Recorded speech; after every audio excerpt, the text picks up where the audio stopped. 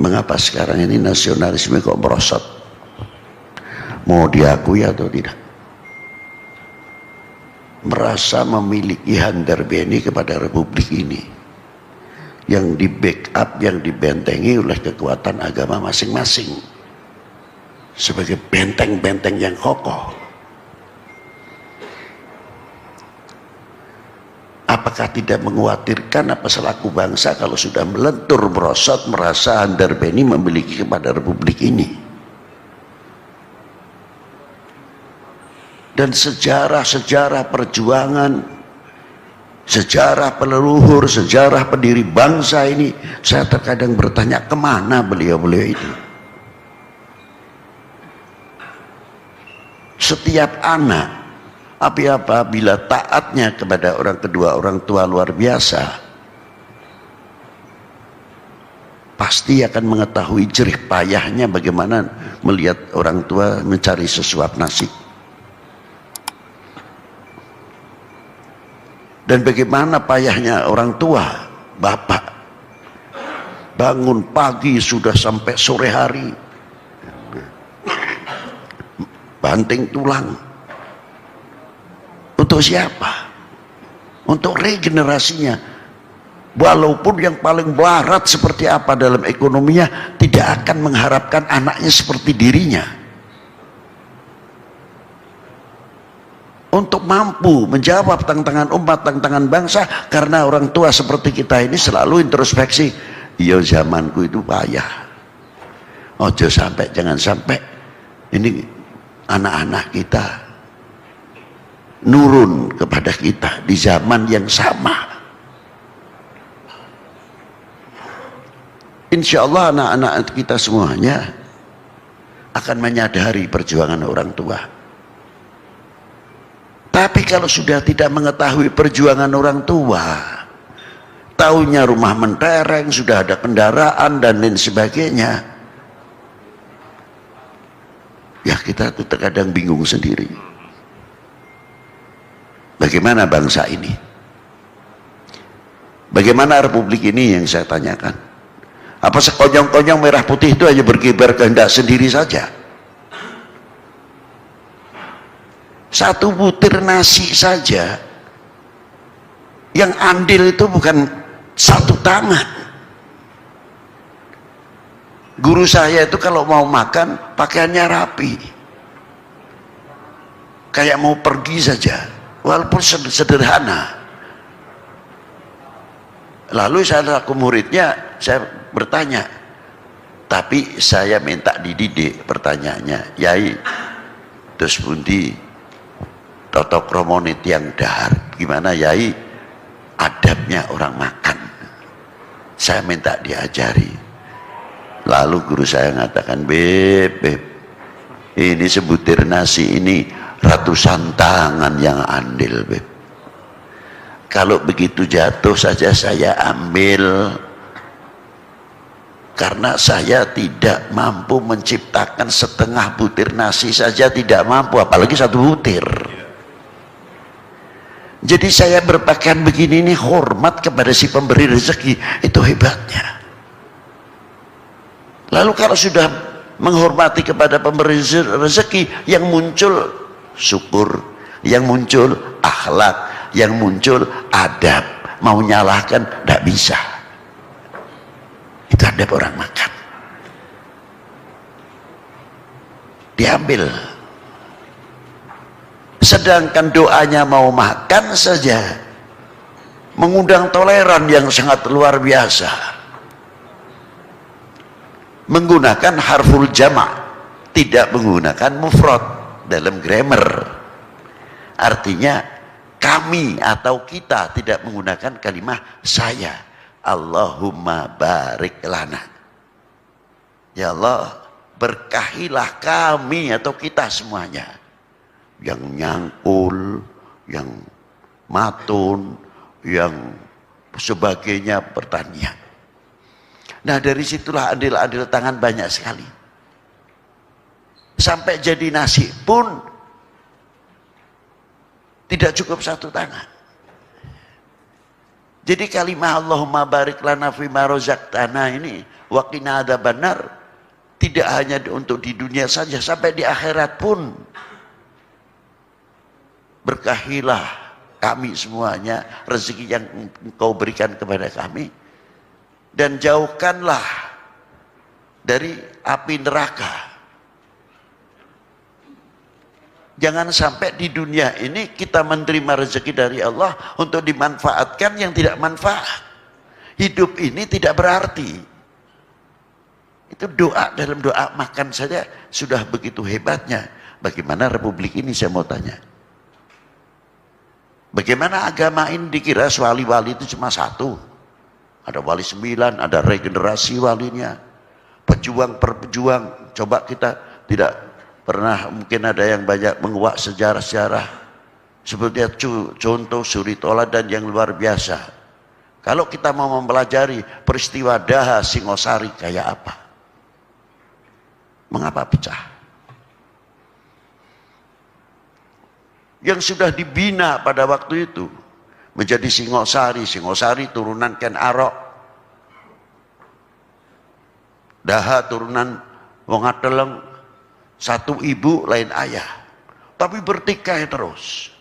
Akhirnya diambil kesempatan dalam kesempitan oleh bangsa lain menekan Singosari.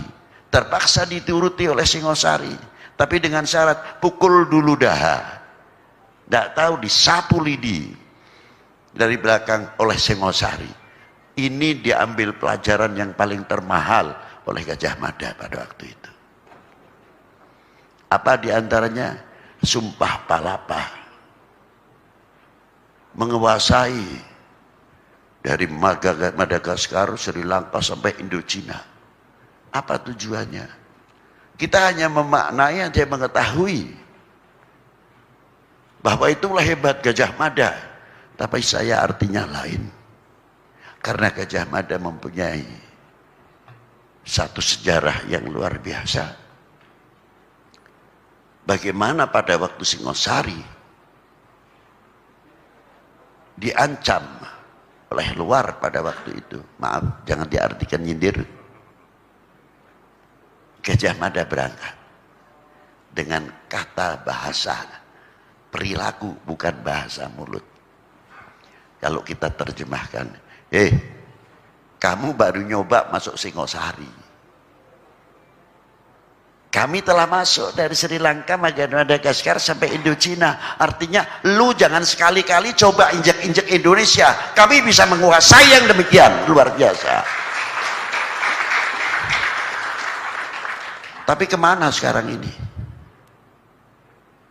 Kita gembar-gembor kemana sekarang ini? Kalau kita kuat luar biasa. Wah. Ini benteng yang luar biasa untuk kita semuanya dalam mengganjal segala bentuk yang tidak kita inginkan, tapi bukan kekerasan, tapi ketauladanan yang akan kita pasangkan. Saya kagum terhadap Kanjeng Sunan Kudus. Apa di antaranya?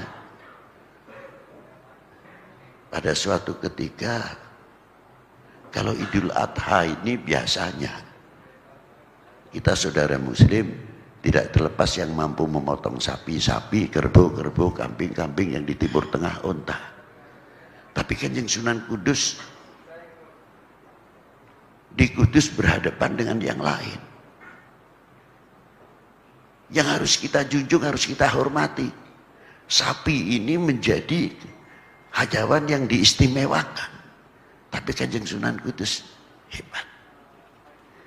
Pidato di Langgar Dalam melarang memotong sapi. Jangan sampai menyentuh, melukai orang lain. Dari situlah Pangeran Poncowati menyerahkan keraton Poncowati yang di Kudus kepada Kanjeng Sunan Kudus. Kerajaannya diserahkan. Kalau saya mungkin, ya otomatis siapa orang yang ingin duduk di kursi, tidak ingin duduk di kursi. Tapi apa yang terjadi? Karena Sunan Kudus tahu Demak ada Sultan Abdul Fattah, ada Sultan Trenggono setelah itu. Kami tidak mau berdiri negara dalam negara. Maka bijaksananya Kanjeng Sunan Kudus, kerajaan itu dijadikan masjid Menara Kudus oleh Kanjeng Sunan Kudus. Luar biasa. Ini ketauladanan. Setelah terakhir, saya terkadang kalau ditanya, Beb, apa sih istimewanya ziarah Wali Sembilan? Apa karomahnya, apa barokahnya? Terlalu tinggilah, terlalu tinggi. Cuma saya kagum kalau saya ziarah Wali Sembilan, modal utamanya adalah malu. Loh gimana malu, Beb? Ya bagaimana tidak? Wali Sembilan itu sampai sekarang dari mulai Jawa Timur ke Banten khususnya sudah meninggal 400 tahun yang lalu bahkan lebih, masih mampu membuat ekonomi kerakyatan. Setiap Wali Sembilan itu kuburannya mesti rame. Saya tidak mau iktikot hatinya orang syirik atau tidak, itu bukan urusan saya. Tapi realiti yang ada di situ semuanya ada pasar. Jadi saya kaget. Lah ini jero kubur saya bisa membuat ekonomi kerakyatan. Lalu kita ini yang hidup ini bisa apa? Karo corona wedi ya. Nah ini ya maaf saja. Satu itu. Apalagi di Syarif Hidayatullah itu kalau saya ziarah ke sana, saya malu betul. Sebagian punya non muslim, sebagian muslim. Sedangkan yang di dalam dunia muslim itu sendiri ada yang zikirnya keras, ada yang lamban, ada yang berat. Illallah, la ilaha illallah, ada illallah, la ilaha illallah. Ada lagi yang ngebut illallah, la ilaha illallah. Tidak ada yang bertikai, ini ada. Lu cepat-cepat bener sih kata yang cepat. Kalau nggak cepat saya nggak dapat banyak di zikirnya. Yang satu zikirnya keras lagi, berat. Illallah, la ilaha. Jangan berat, dada saya sesak lihat kamu itu. Tidak ada, normal saja jalan, saling menghargai, saling menghormati. Yang non muslim, saudara kita sebangsa setanah air, yang pakai lilin, yang pakai kemenyan besar, yang apa di sebelah itu sebelah Syarif Hidayatullah Gunung Jati, yang nggak ribut sama kita bersama. Jadi saya pikir hebat Maulana Syarif Hidayatullah, sudah meninggal sekian ratus tahun masih bisa mempersatukan umat. Itu kagetnya saya. Ya selanjutnya mestinya harus kita tiru. Dan selanjutnya wassalamualaikum warahmatullahi wabarakatuh.